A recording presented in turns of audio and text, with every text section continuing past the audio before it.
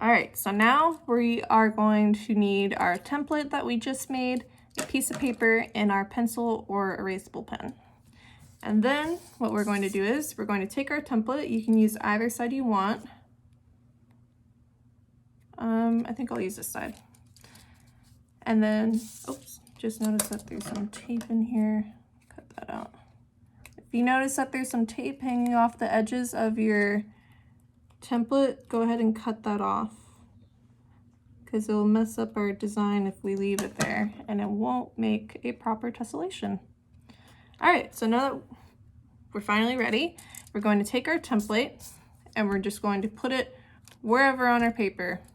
I'm gonna put mine right in the middle, and you could turn it or rotate it whichever way you'd like. I think I like mine facing this way. And then we're just gonna trace it.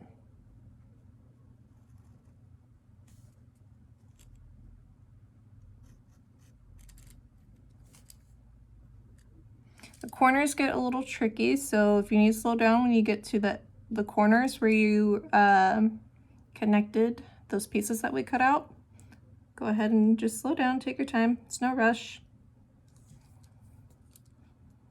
And we want to make sure that we try to keep this template that we made down the whole time. We don't want to slide it around, we don't want to move it, we want to try and hold it down the whole time, because if we move it while we're tracing, that could mess up our tessellation, it could mess up our pattern, and it won't fit perfectly. So that's why I'm just taking a little extra time to make sure I do this right.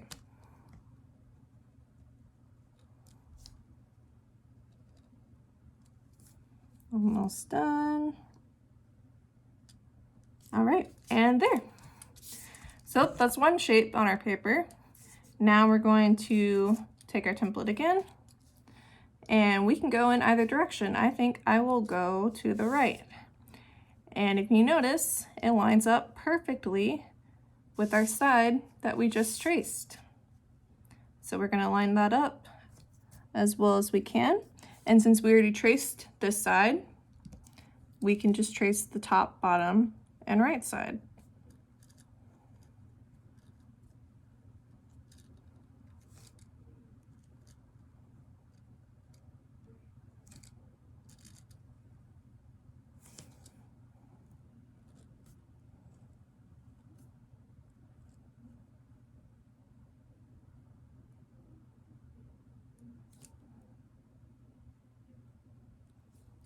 All right, once you're sure that you've traced every side down, go ahead and pull your template up and see how it fits perfectly, just like a puzzle piece. That's why we wanted to take our time earlier when we were cutting out our lines that we had drawn on our square before and lining them up to their proper sides. And so that these fit like puzzle pieces. All right, so now let's choose another side to trace. I think I'll go down.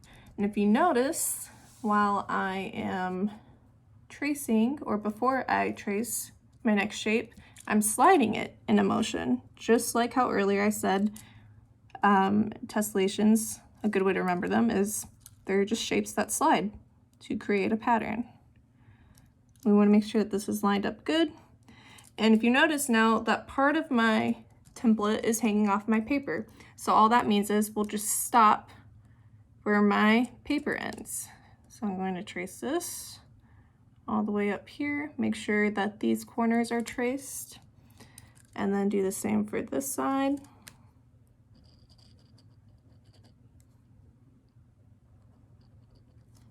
All right, and you notice that part of my shape is missing, but that's okay because it's just the edge of the paper. And then you're just going to keep repeating that sliding and tracing step until your whole paper is filled up with tessellations. And if you did it right, they should fit perfectly with each other and there shouldn't be no gaps. Okay, I just wanted to point something out real quick to you guys. Right here, I'm having trouble lining up my shape perfectly. If you notice that, it kind of overlaps on the right side more than on the top. And that's okay, it's gonna happen. You know, we're not perfect, so just line it up to the best of your ability. I'm making sure that I can see my right side, my right line over here. And there's some spaces right here, but that's okay. Just continue drawing Try and make it fit as best as you can. All right, guys, here's my final project of my tessellation pattern. Got a little fish, some little patterns, some other designs. But I had fun making this, and I hope you guys had some fun too. If you like this video, go ahead and subscribe to Boys and Girls Club of the Austin Area's YouTube channel, and you'll be able to see more fun stuff just like this and more on our channel regularly. Thanks for watching.